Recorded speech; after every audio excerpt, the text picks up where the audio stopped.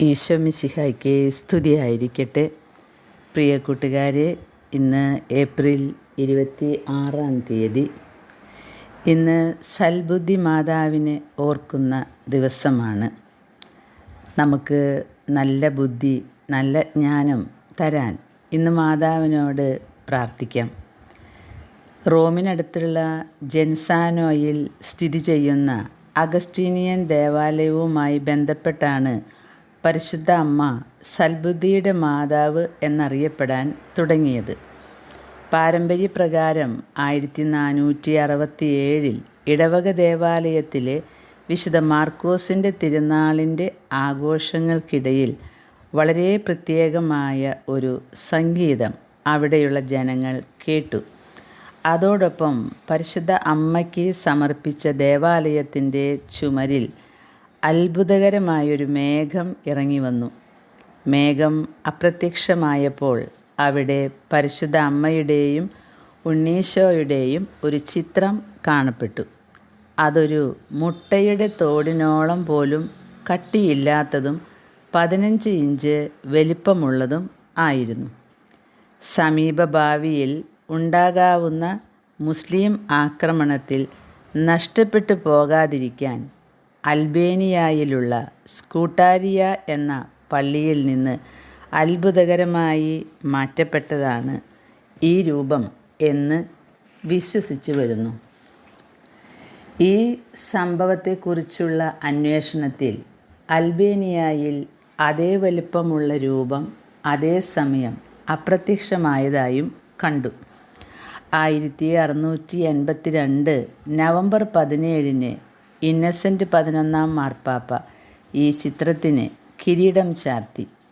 1753 Benedict 15 മാർപ്പാപ്പ സൽബുദ്ധിയുടെ മാതാവിനോടുള്ള ഭക്തിയാൽ മാതാവിൻ്റെ ഒരു സഖ്യം രൂപപ്പെടുത്തി. അനേകം അത്ഭുതങ്ങൾ ഈ രൂപം വഴി ഉണ്ടായി. ലെപ്പാൻഡോ യുദ്ധത്തിൽ 5 പിയൂസ് മാർപ്പാപ്പ ജയിച്ചത് ഈ മാതാവിൻ്റെ മാധ്യസ്ഥ മൂലമാണ് എന്ന് സാക്ഷിക്കുന്നു. 1884 ലിയോ 13 മാർപ്പാപ്പ ഈ തിരുനാളിനോടനുബന്ധിച്ച് പ്രത്യേകം ബലിയർപ്പിക്കാൻ അനുവാദം നൽകി.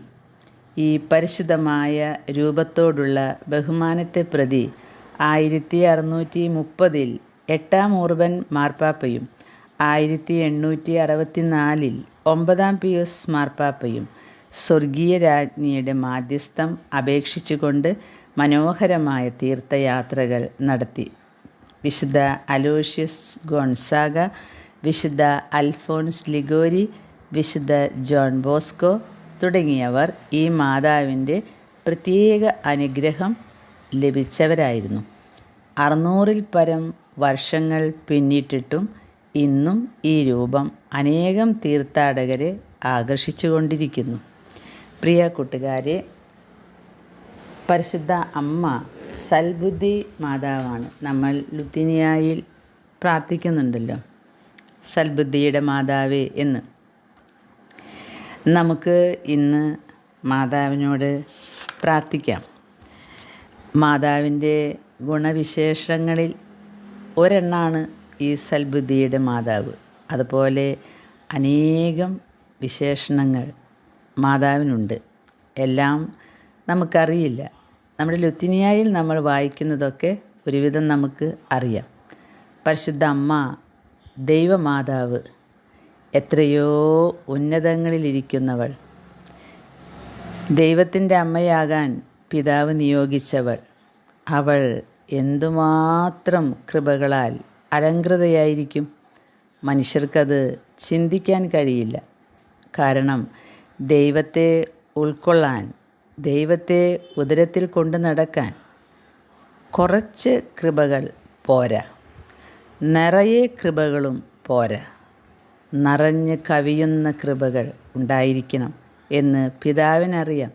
അതുകൊണ്ട് നിറഞ്ഞ് കവിയുന്ന വിശേഷണങ്ങൾ പരിശുദ്ധ അമ്മയ്ക്ക് എത്ര നൽകിയാലും അത് ഒട്ടും മതിയാവുകയില്ല എന്നാണ് ഞാൻ മനസ്സിലാക്കുന്നത്. അമ്മയുടെ ഏറെ വിശേഷണങ്ങളിൽ ഒന്നു മാത്രം സൽബുദ്ധിയുടെ മാതാവ്. ഇന്ന് നമുക്ക് മാതാവിനോട് പ്രാർത്ഥിക്കാം, നല്ല ബുദ്ധി തരണേ എന്ന്. ഞാൻ അമ്മയോട് പ്രാർത്ഥിക്കുകയാണ്, സഹനം ഏറ്റെടുക്കാനുള്ള വലിയ ശക്തി, അല്ലെങ്കിൽ സഹനത്തിൻ്റെ വില തിരിച്ചറിയാനുള്ള ബുദ്ധി എനിക്ക് നൽകണമേ എന്ന്.